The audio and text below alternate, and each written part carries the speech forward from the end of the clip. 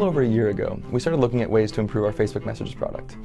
And we realized pretty quickly that the problems that we face are actually bigger than just Facebook. A lot of sharing should be simpler than it is.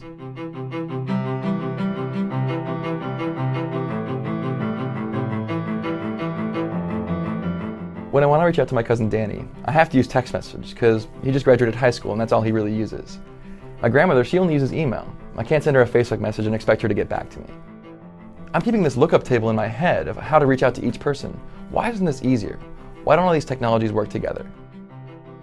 All you should need to send someone a message is the person and the message, and that's it.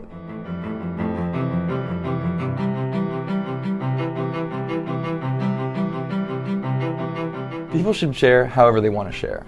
And if they want to connect via email, they should be able to do that. So we're giving every user of Facebook the option of getting an @facebook.com email address. This product isn't email, but it allows people who do use email to connect with the rest of us. We've modeled this entire system after chat. There's no subject lines, there's no CC, there's no BCC. When you press the enter key, it sends your message right away in real time. We want this to feel like a conversation among friends, and when you come back to your computer or your phone, you should be able to pick up right where you left off.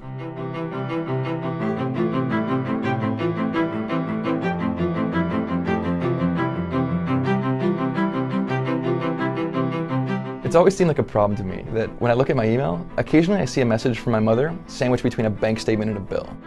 We should be able to do better than that. So we created the social inbox. When you log into Facebook and look at your messages, all you're going to see by default are messages from your friends and their friends, and that's it.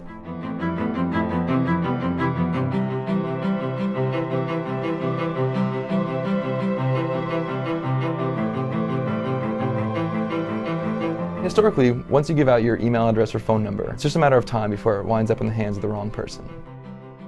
And your only options at that point are to change it or live with a compromise. We believe people should have control over what gets delivered to their inbox, no matter what the medium.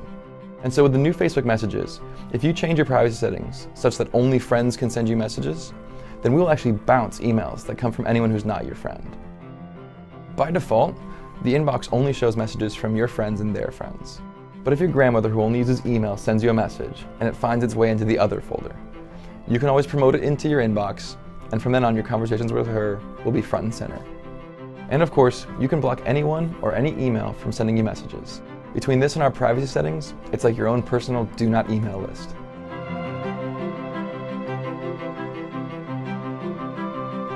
The most important part of messages is context.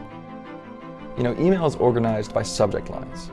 But when we looked at the subject lines for Facebook messages, the top 3 were no subject, hi, and yo. It's not a great way to organize conversations.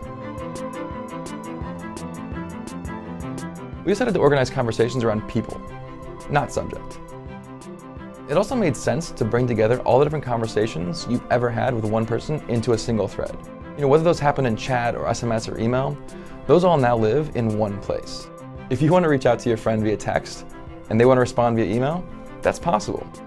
If you want to use chat while they're using Facebook Messages, that'll work too. And all those different communications will all live in one conversation. Imagine you had the entire history of your conversations with your boyfriend or your girlfriend. I mean, everything from, hey, you want to get coffee later, all the way to, you've got to pick up the kids tonight at soccer practice.